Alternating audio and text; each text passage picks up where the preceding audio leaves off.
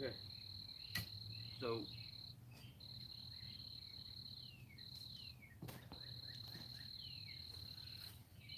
we're gonna change it, be a bit more informative. I'll catch up on comments just a second.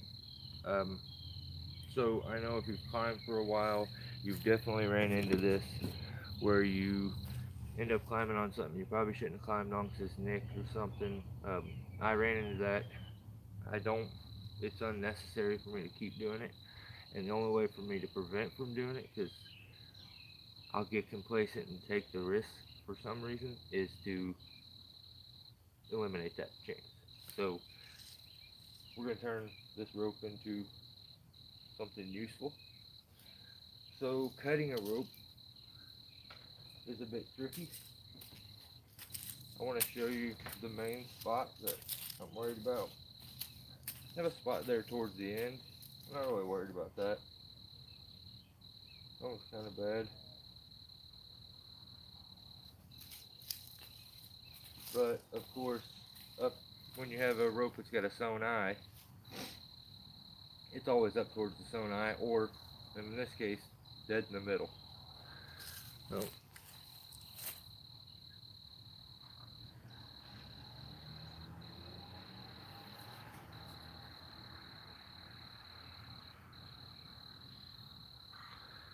yeah, she's toast. So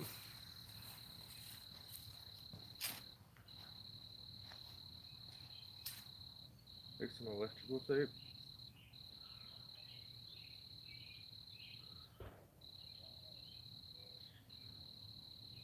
Wrap it,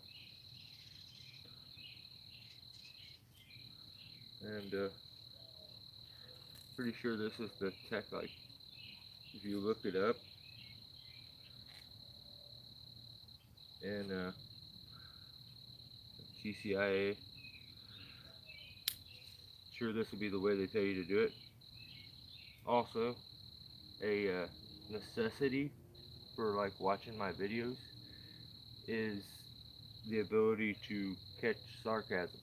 So just something to be aware of. The title of the video was I never thought I never wanted to tell this story, but it's a good one that could help somebody, and I'll get into that towards the end. But this is how I've wrapped.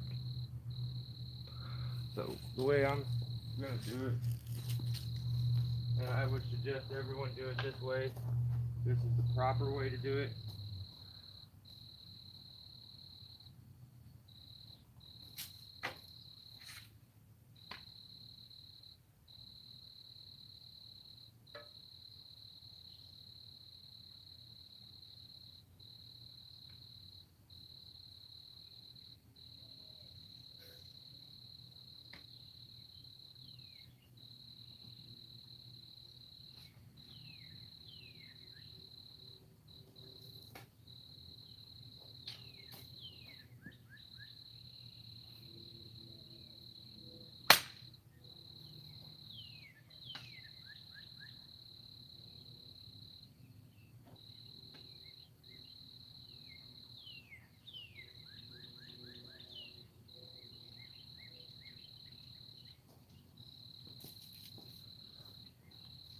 So if you don't own an ancient katana sword, just go buy one. You need it.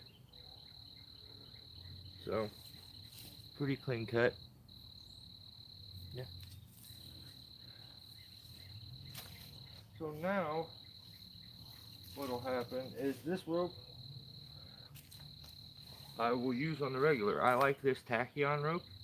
It's nice from Tuffelberger. It was a really good rope. I enjoyed it a lot. Um, I'll probably actually since it's sitting here. I also, before we started the live, that's why I was like a minute late. I was trying to get some stuff together. I have my they stitch the eye at the end, and I don't like those stitches being exposed. Just gets to me. I would rather cover them. So, and then there's a little rubber like plate thing after that. So that's why I'm doing this. Called OCD. So I really like this Sonai. I'll use this a lot, but it'll just be a smaller rope. Let's see what we got. Usually my arm span is like 5.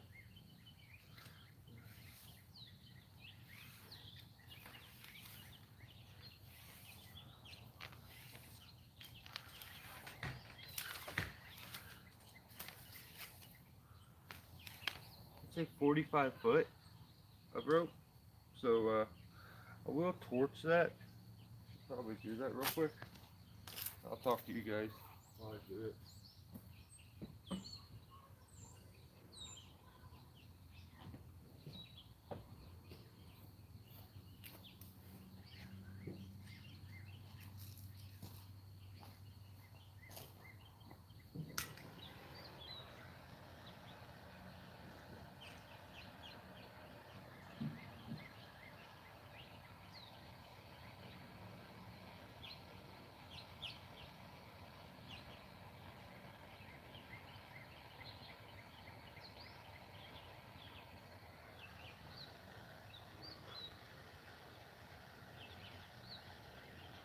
Oh my god, I found it. It was in my glove.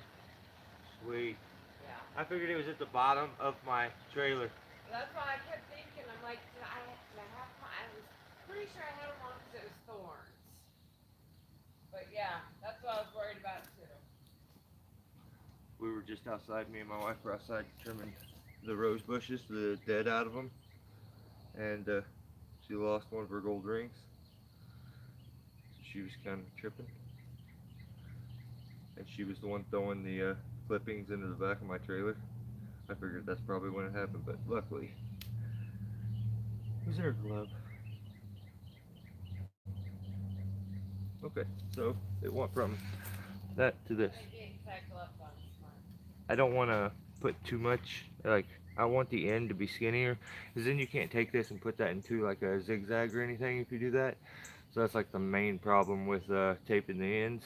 That's the reason I use electrical tape and then stretch it a lot, because it doesn't add any girth like to the actual rope. So now I got a 45-foot rope that I'll use all the time, maybe with a grapple hook or something, or just as a secondary rope. I've got a lot of these, so sometimes you use them and link them together so that you can have a big enough rope. But that'll leave me with, see, because I think I already had to, yeah, I cut this rope once before, because I was just going to cut the very end of it off because it had this big plastic piece at the end Tuffleberger puts on them. So I couldn't put the zigzag on it, and I needed to. And then it got a nick like 40 foot, like, or 20, maybe 20 foot. So let's see what's left. And then I'll talk to you guys. Like I said, I got my climb bag, so if you guys want to discuss anything climbing wise. So let's see.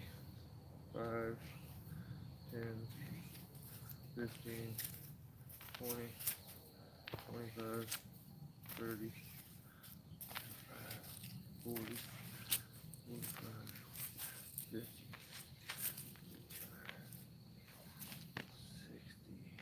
Dang it. 65.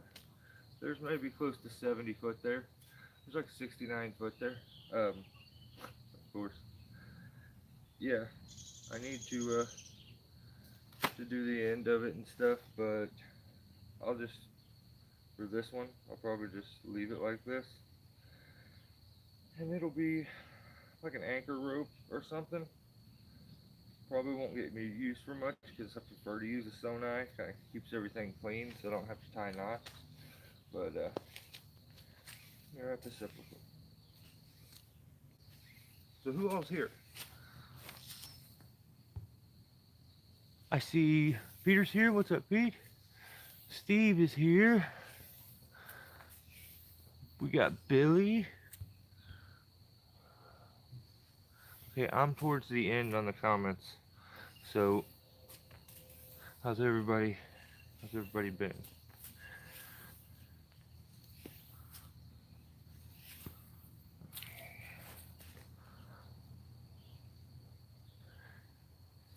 If it would stop rain, then I could get me 5 minutes. It would be great. Really? That sucks, man. We got blue skies here finally, and like we did some planting here at my house. You know, my wife wanted to plant some flowers. I planted them a couple days too early because they did end up frosting and kind of melting a few of them. Oh, Dan's here. What's up, Dan? Turbo's here. Cool. Yeah, hopefully the rain stops for you, Steve. That sucks. It gets frustrating. Doing pretty good, Turbo. How are you? It'll start raining here tomorrow, Billy says. I think I just heard him saying something about rain too inside. I hate it.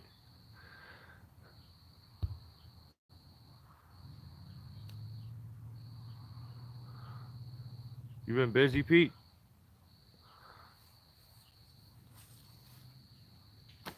So,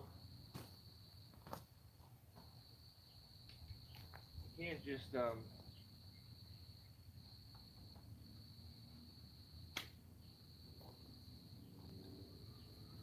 take that rope out because you'll see in a video coming up, sometimes I need more than one like 200 footer, and I could always combine ropes like I do there um, on some of it, but it just seems silly.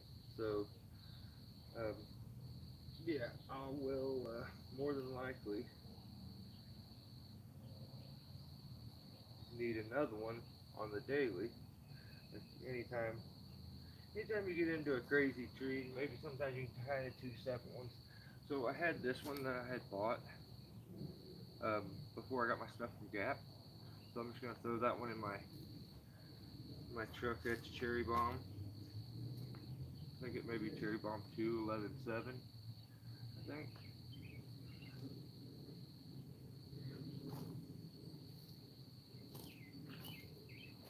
And these two, I need to get another rope back there for sure.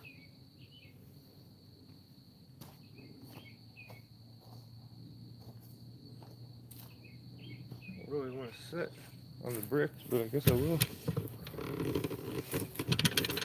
See what I'll do. Stop.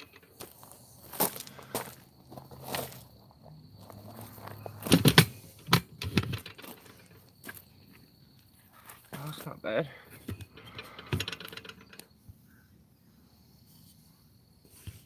Steve says he's been super busy. Pete's been super busy. Had snow yesterday, Steve. Dang.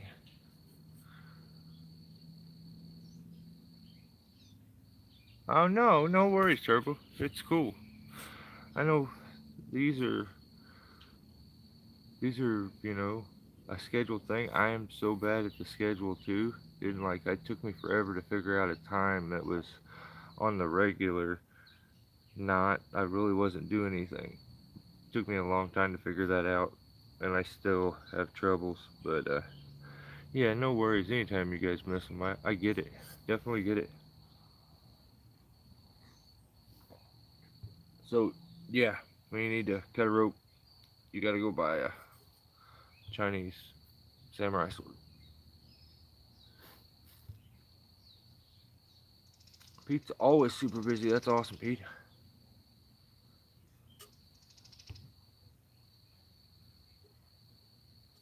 Yeah, I do too. I do too. I think really good sewn eye. I wish they would have kept the inserts for the eyes. I don't know if you guys have ever seen these. I guess, you know what? I've never really never really pointed it out and discussed it, but it's something that like I love so much because a lot of times with the Sonai, it'll get it's not all that tight. So the thing is, I could take these ones here and pop them off, which I may end up doing. Here's one. These things, you can buy them, and they're little inserts that go inside the Sonai. So it would go in.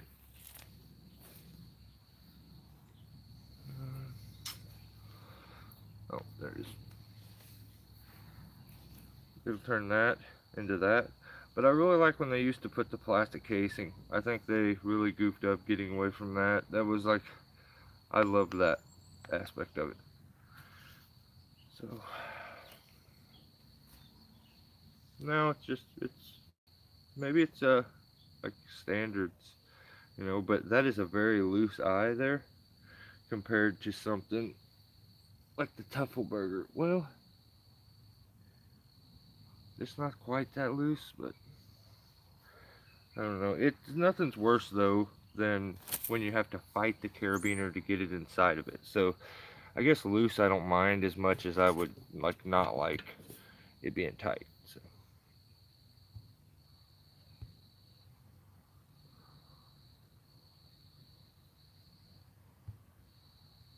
did you, Peter? You used it for the first time? You like it, huh? Peter has a good idea with the cart. I got talked into Atlantic rope 11.7. Not bad, but not cherry bomb. Nah, you're good. Like cherry bombs, it's good. It's not. So far, I am loving the rope but I don't know price comparison. You know what what they would be. That would have something to do with my decision, but definitely the rope I climb on now is my favorite. It's my go-to. Like I also have another good one is Rocket Line, which is yellow and red. You could be Hulk Hogan. Yeah, so yellow and red, and also you can tell it still has the insert, and of course it's a short rope that got cut at some point, and so that's usually in my back of my climb bag. That's kind of what I keep back there. Is I have that anchor that I made for base anchor, real quick base anchors. With that, put a prusik on it. Um, why that isn't going through the, yeah, these ropes I really like to have a couple. So I'll have this one in there. And I think what I'm gonna do now is I'll switch and put this one in there. So it's like two 40s, and actually I don't even know if that one is 40. It it may only be it may be a little less. But I had also this in there, which is probably 15 to 20 with its own eye.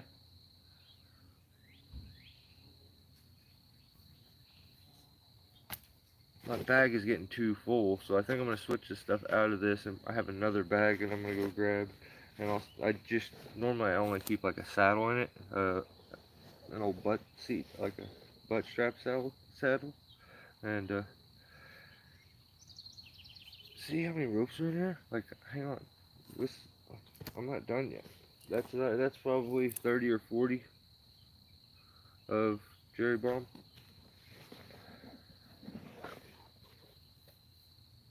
That's just like a big, probably 15 to 20 of Cherry Bomb. This bag is and I got this bag from Greg Brown. I keep all of my climbing stuff in this, except for my saddle and my spikes. So, and look, and my main climb line. But there's another piece. I don't even know why that's in there, but who knows? Then there's that one, which is probably 40 or so.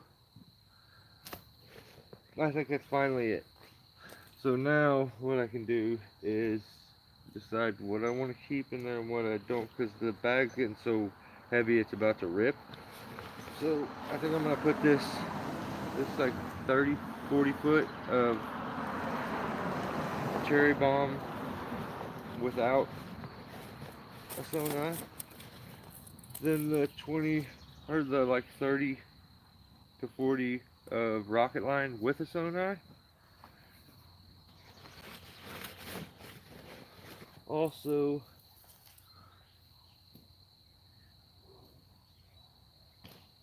the Tuffle burger that we just cut in there, and that'll be much lighter. The only other thing I'll need will be like one of these. I need to kind of pick one, whichever one. I guess they would both. No, this is more like a lanyard.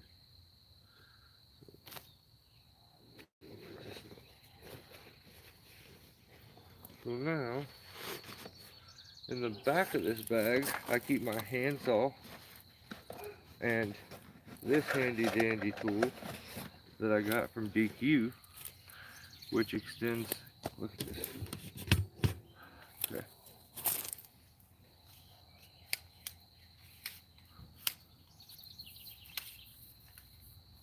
Hang on, I don't think I extended everything. No, I didn't.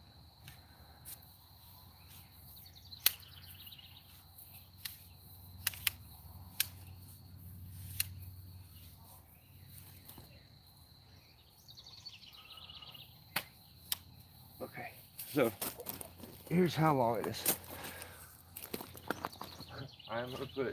I'll put the handle up here to you guys. It'll be there on the bag. And then I'll go back where the end of it's at, which is out here.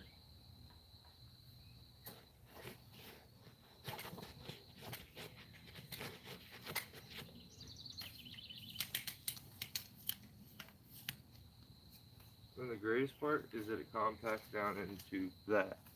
It has these little grabber hooks at the end, so you can reach out and grab ropes and pull them in.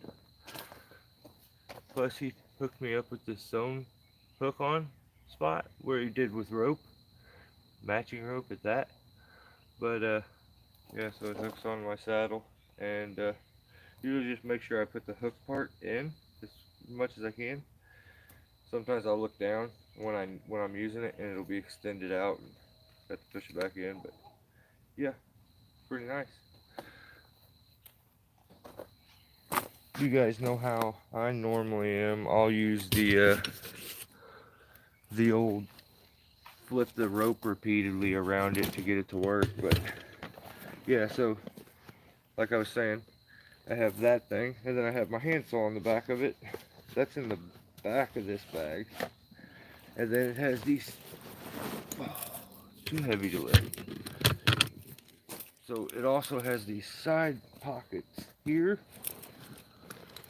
and here, and they're full of gear, just stuffed. Then I always, these are the speedline straps I always carry because I do a lot of SRT. I always take these every time I climb. And I actually usually have another yellow one that's inside of here because I packed it up wrong. And also I have this that Greg made me so that I can have one on my saddle if I need to mess with my saw up in the tree or tighten my bar. But yeah, it's on a swivel. So if you get the theme of everything, for the most part, the theme of this whole thing is that Greg is just awesome. But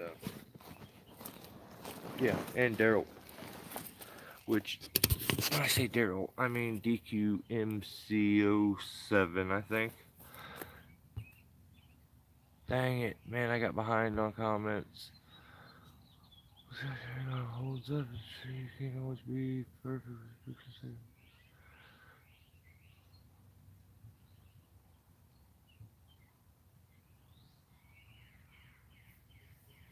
about the same price, within a few dollars.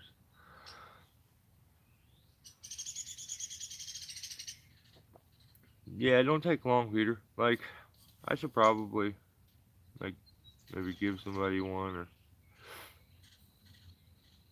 But for a guy who climbs SRT, and you know SRT, all those little ropes where when you only climb DRT, here's a big advantage.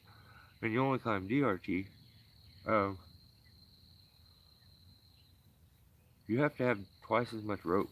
You have to move twice as much rope. So, like, where a guy would need a 40-foot rope if he's doing DRT to climb 20 foot, I only need 20 foot. So, those smaller ropes become still useful.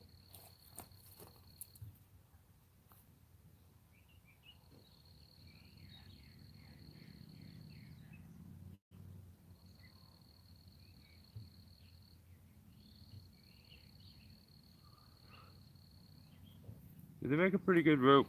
Um, I was definitely a fan of it. I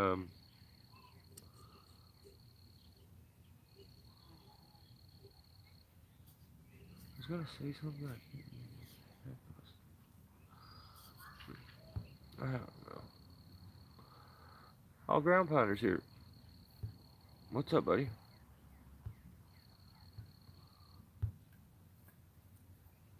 Well, we all have very tonight. I'm testing new air fryer with some wings. That's awesome. I have an air fryer. I've never used it. I've had it for a couple years. I don't understand the sorcery behind it, so I don't use it. Just use the oven. But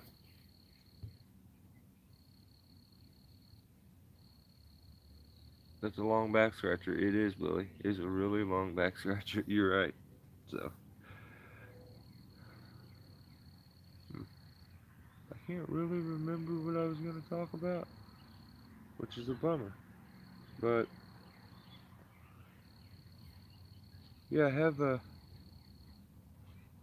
cool video, fallen video for you guys coming, which is should be fun. It's like one completely dead ash tree. It's kind of leaning to the left, and so just to make the other two were such kind of a goofy challenge that I made the third one a challenge by not putting a rope in it and just banging wedges.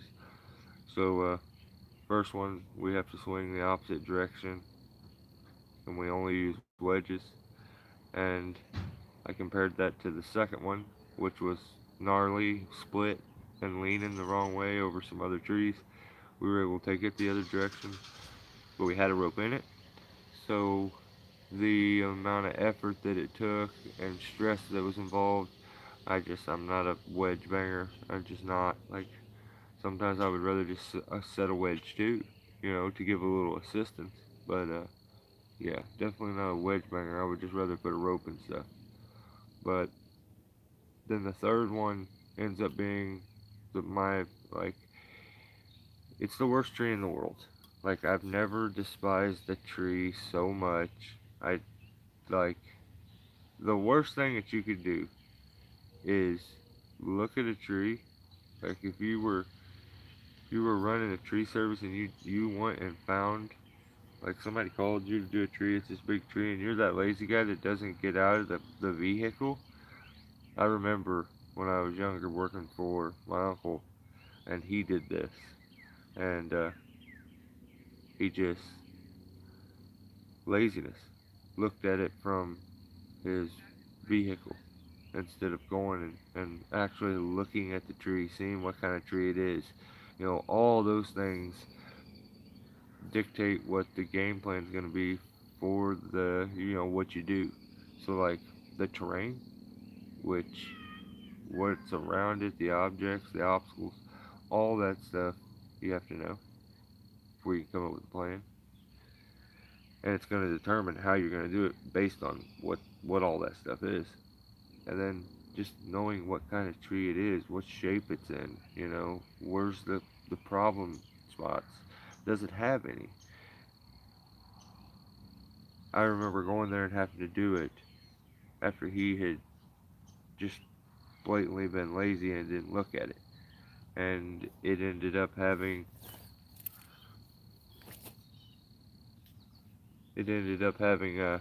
like 6 foot.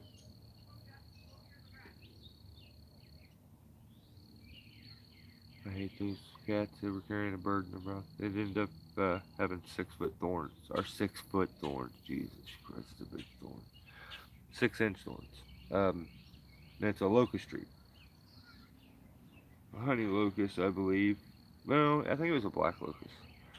Black locust, yeah. Um, just gnarly, nasty, and the bottom rotted out of it, leaning hard back and over the house. And when I say back, it was going into an elm tree, so it's got to be pulled out of that elm tree, and without it giving way and going towards the house. And then there's just a nice maple tree next to it and stuff. So that'll be the next one. It's done, and I'll come up with a title and stuff and upload it. I have no idea what I'm doing for dinner. I never do on these nights.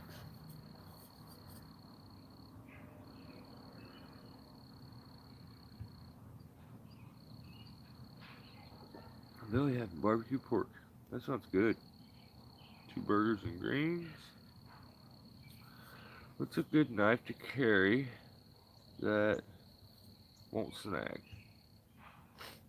Um,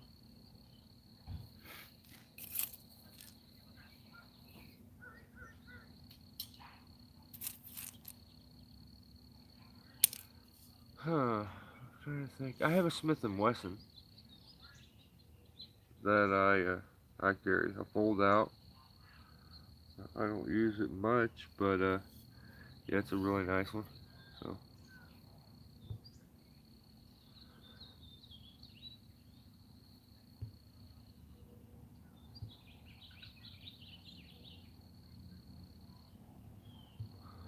yeah, I use all gear, Husky bull rope, 9/16 and 5/8. Very good ropes. Honestly, I don't know. I've had one other bull rope, and I don't even know. I can't even remember.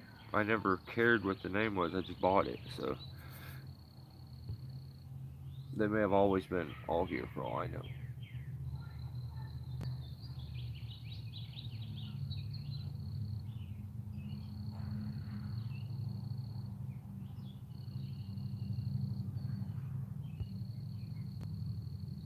Right on. Yeah, splicing I don't get. Splicing's tough in my opinion. So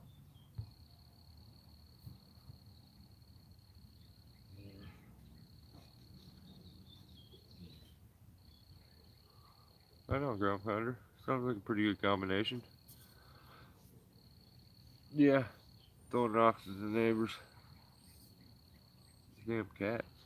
I hate them. Like I said, I was out in the flower beds and like, but so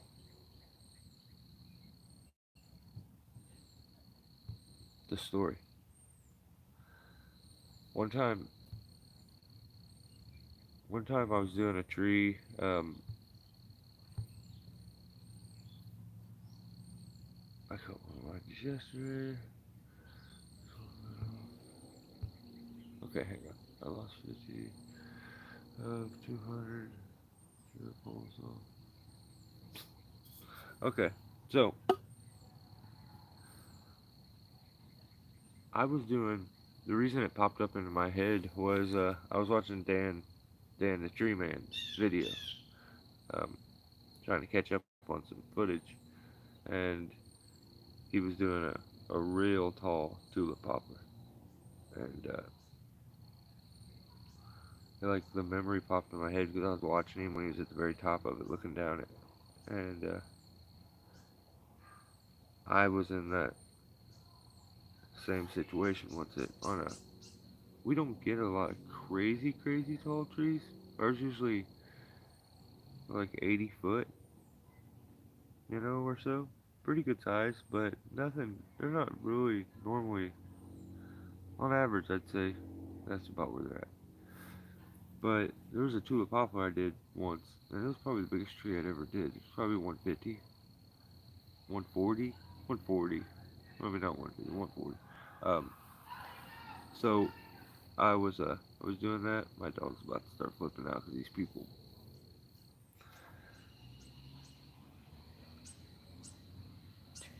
you can hear them screaming. I was doing the tree. I rigged it out. It was like over the house, over the electric and stuff. And in the process of doing all that, I got it all the way down to a pole. I had to like connect ropes to get up there, and it was so sketchy. And so I was chunking wood down, and I'm pretty much on a straight pole, but there is one stop at the bottom, like just one little stop that kind of sticks out. And I had left that. I had stops on the other side, but I knew the area that I was gonna have to start chunking, chunks of wood down. Which side of the tree I was gonna have to do that, so I should have cleared it on my way up. In the process of chunking it down, I shoved one. It was the tree was so big around. Um, I don't even. It was probably 6 foot or more at the base. I'm shoving chunks off, and I just have to get it down to like 65 foot so they get their lift to it. And as I'm pushing a chunk off, I didn't get a good enough push, and I felt it, and it slipped. And as it went down, it hit that stop and shot straight through a garage wall, straight through the wall. And oh my god, I was like, no. It was a rough looking garage and stuff, and I don't think there was actually anything in it. Like, it was, it punched a hole through it. And so I finished it up, get down. Like, yeah, I'll pay for whatever, whatever it is. I messed up. And he's like, no, no, sweetie, you're good. We're tearing that down anyway. And I'm like, well, no, I mean, that's the.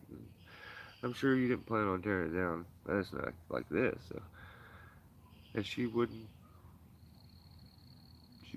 let me pay her. But man, if you know that you're gonna be chunking stuff down, you definitely want to clear that side of the tree for sure, so that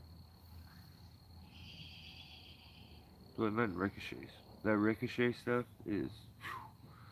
I've had them just get loose and take off, go crazy places, get really close, like silly stuff happens. So another thing for the stobs when you're rigging, if you're chunking, that ricochet sucks.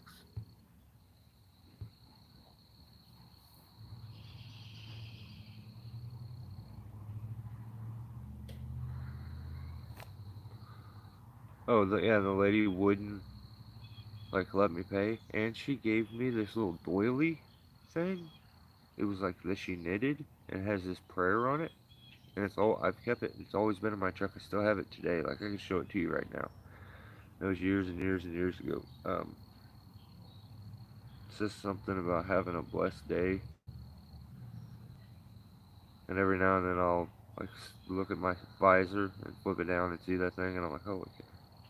Read it one more time, stuff it back up in there.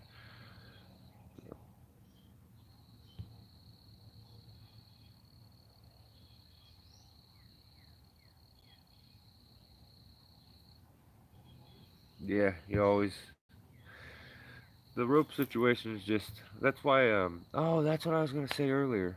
I should put a short out showing like a trick to keep from gaffing your rope so much, especially when you're just like climbing the spar. Um,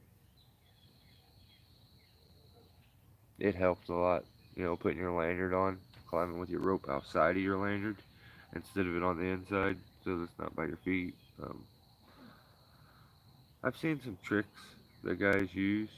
I seen a guy put like if you ran your rope down and he put a clip on his spike down here, like he would go down here and have a clip right here on his spike on the outside.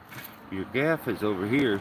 He had a carabiner over here, and he would take his rope and he would clip it through this on the outside, so his rope would always run to that outside of his leg.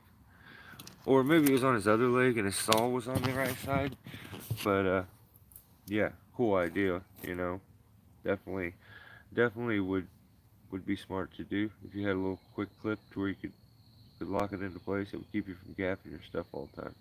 But at the same time, I don't want the rope connected to my foot all the time, so I would want something that would be easy to connect and disconnect.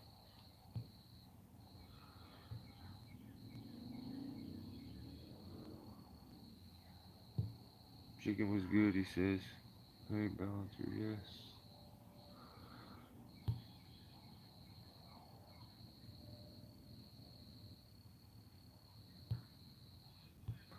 I can't complain, ground butter. Oh, well, actually, my daughter's car broke down, and I had to run like, I don't know, it's a few miles. It's been a long time since I've done that, so that was interesting. It broke down at the gas station way down the road, um, on the exit, and I'm too prideful to call anybody. So I was like, it ain't that far. I can make it there quick. So I just jogged home, got my truck, came back, then we had it towed, and my brother-in-law is trying to fix it. Hopefully he can get it fixed. Saying something, it's something with the electrical, like just the gas pump just wouldn't work. It's weird. But you know what? I can't complain, ground pounder. Hopefully everything's going good with you. You seem like you're keeping it rolling. I seen your 201 video.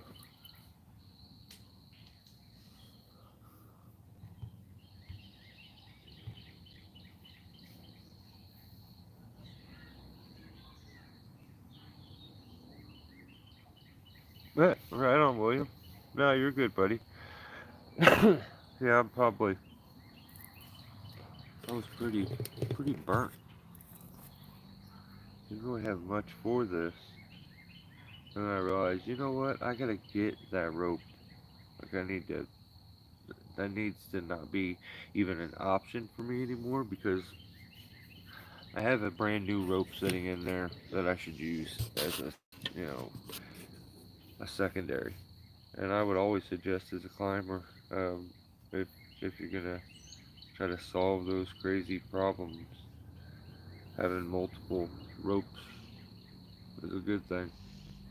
You'll find a time where they come in handy and necessary and will solve the problem and be just the right thing. But a lot of times, like this setup here, I would use something like this, which is, let's say, 15, 20 foot of rope, and I would slap like I had a couple different ones. Like I got these gnarly ones that are big, but I just slap a grapple hook or something on it. Maybe my grapple hook. Actually, I can't remember. I may have actually made this grapple hook like in a video, but this is it. I have a lanyard somewhere. It's a stationary lanyard. It's like 3 to 4 foot, and it has these clips on. It has a big clip on one end. It has a regular, more like a regular carabiner clip on the other end. This used to have like a gate, a flapper gate where you would fold it in, and this used to have like a little hook over here. Um, but yeah, I took that off. This, like the weight of this, which is nice, like it when you pull the rope, it like wants to sneak itself under the branch and hook. Like this, if you notice, it's really thick here, but it's really thin there. So that's kind of that's heavy up. It's definitely top heavy. So it like forces it when you throw it up over the branch. If it actually forces it up and under the branch, so you get a good lock. And then also it helps to like this is what I feel like the problem is with those other captain hooks. This one a little more like works a little better because if you think about this, it's hooked onto the branch. Now when you go to flip it, this weight here, you flip this up, that wants to fall off of the branch now because the heavy weight now is off, and then you're able to get your hook back easier. The issue with this one is there's some weight to it. So uh, I don't know. It's if you don't want this thing thumping you in the head for sure. But yeah, I would hook up with a carabiner, which would also give me a good flex point between the rope and this. Instead of taking and tying directly to this, I would use a carabiner in between when I'm doing the grapple hook. Um, and this like mechanical like hinge that the carabiner would give you this ends up being like an advantage too to it. So we took this. Then we clip this on. Now everything's kind of got this swing point where it wants to do some stuff. Like it's not too big so it doesn't get stuck or nothing. But yeah, yeah. See how when it whips, it comes off my finger. Or even if I have it like that, and it would drop over the branch if it needed to. I can show you on this.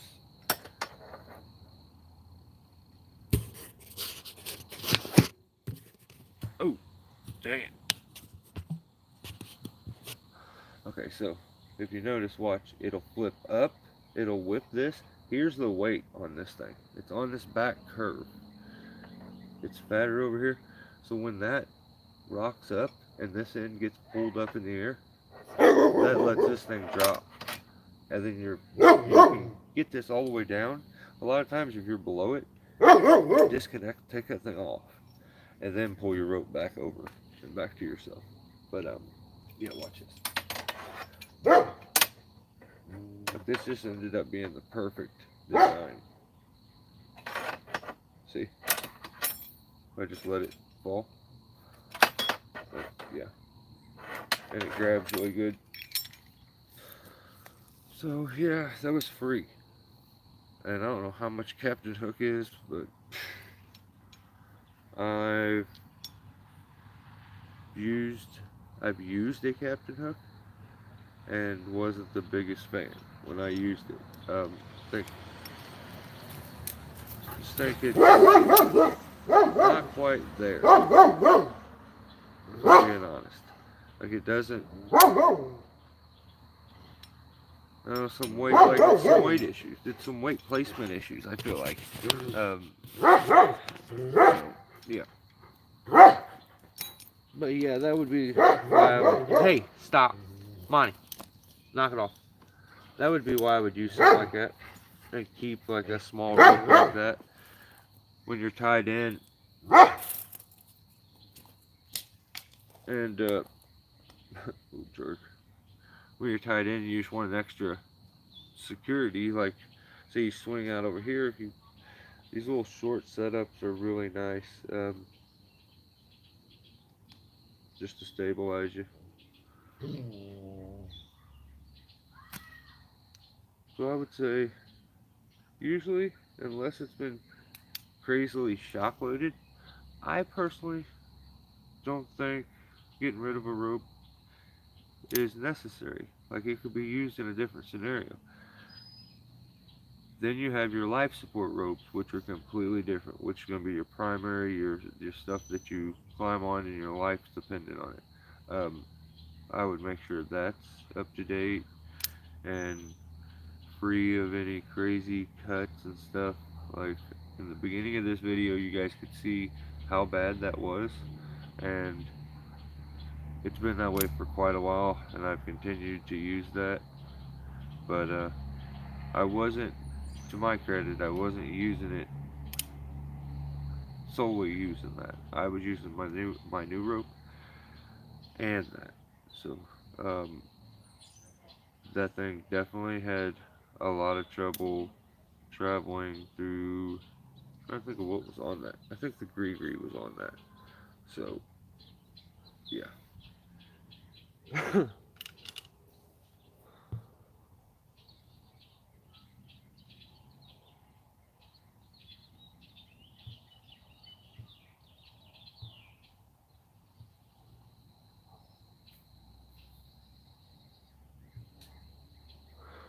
Do a carabiner on your saddle? Yeah.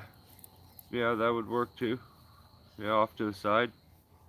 I like to be able to like I always prefer to pull it to that right side when I'm moving, but I don't like my rope being on the right side because that's where the saw is at. So it's like a give take thing. Like, I don't know. I think knowing different techniques and having all those techniques and stuff just so you can use them when the time comes is the best part. Like, tree worker is definitely not a there's not there's not a textbook to do it. Climbing and doing complicated tree removals, there's no technically no step-by-step procedure of how to do every one. But the process becomes pretty like machine-like when you continue to like learn and you know enough and you've had enough scenarios and situations. Like you get that rare one that comes up where you're like, whoa, what am I gonna do? And you need to think. Um, but usually it's see what it is, what it takes to do, what shape it's in, where it's at, what will like how how hard will it be to get it down or you know, there's just all those steps every time.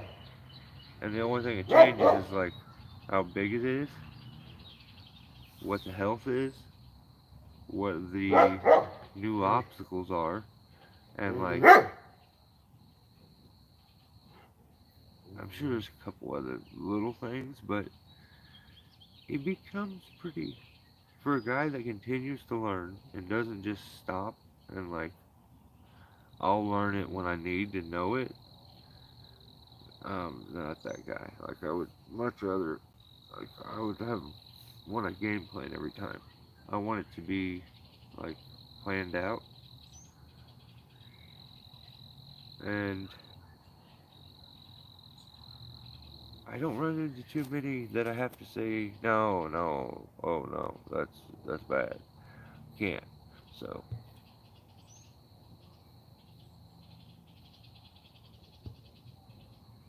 I seen August was selling his something right here.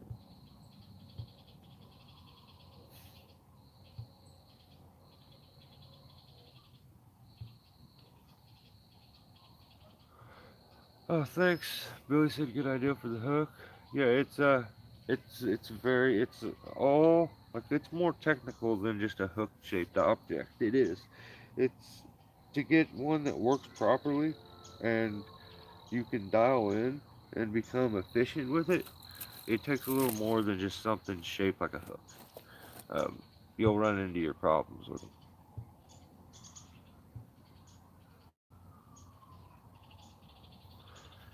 Yeah, you don't need one, but I prefer the carabiner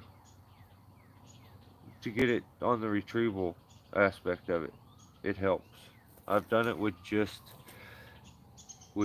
the knot tied on, and it doesn't like the knot catches stuff when the carabiner seems not to. Like I don't know why. Maybe the rigidness and the stiffness of it allows it to continue to travel a little quicker until it hits the rope or something. And on those, like I've seemed to always use something like this. I think the hard plastic too, as it's passing over, allows it to kind of build some speed and drop down. And I can retrieve it back down to me if I'm going up above me.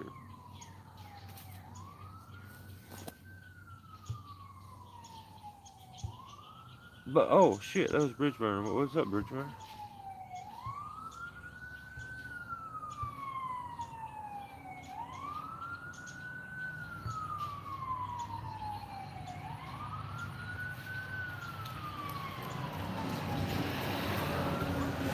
Yes, Peter, I agree. A Captain Hook is very, very expensive.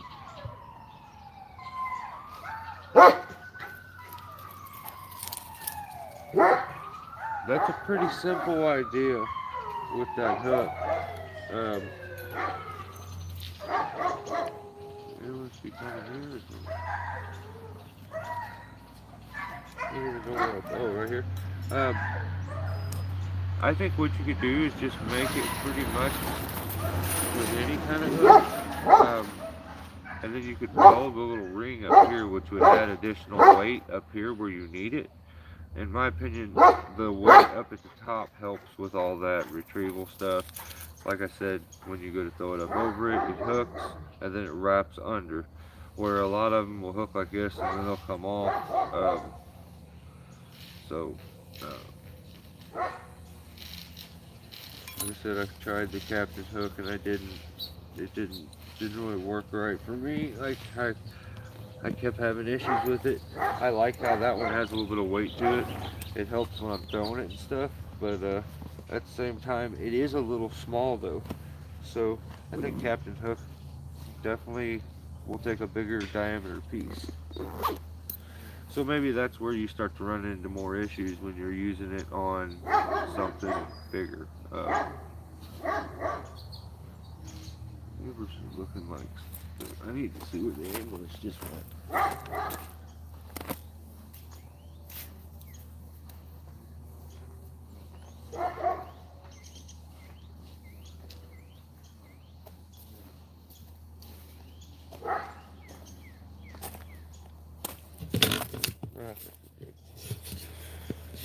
Neighbor came over yesterday and caught me.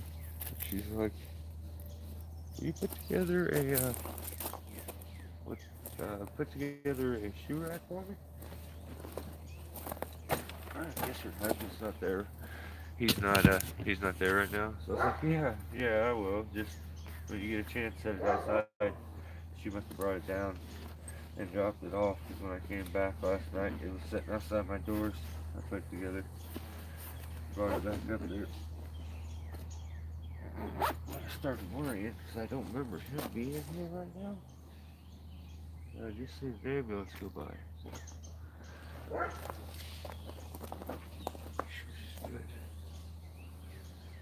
Good. Tell you what, we'll continue this. Oops. But let me get my other, of course, my hand is over the damn. I think I have, yeah, I have this thing. This should work. Maybe use that. Let's see.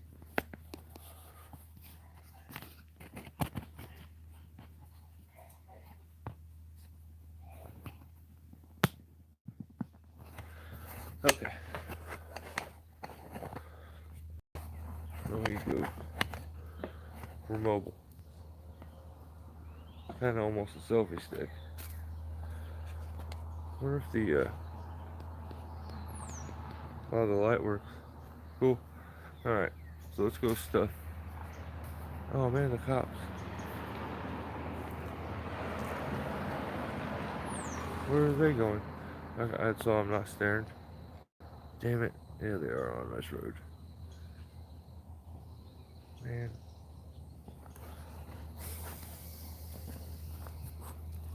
I may have to cut this off, guys.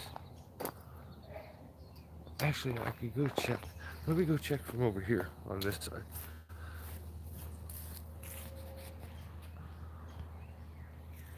Still doing storm cleanup. Bridge burner says the other day.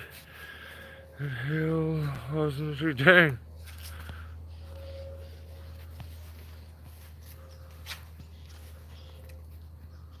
Complained, of course, after we packed up.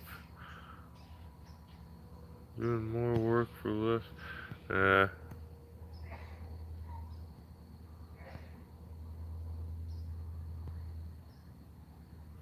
I built a hook and then bridge burner. Uh, think they may be. What is going on here? Why is my shit open?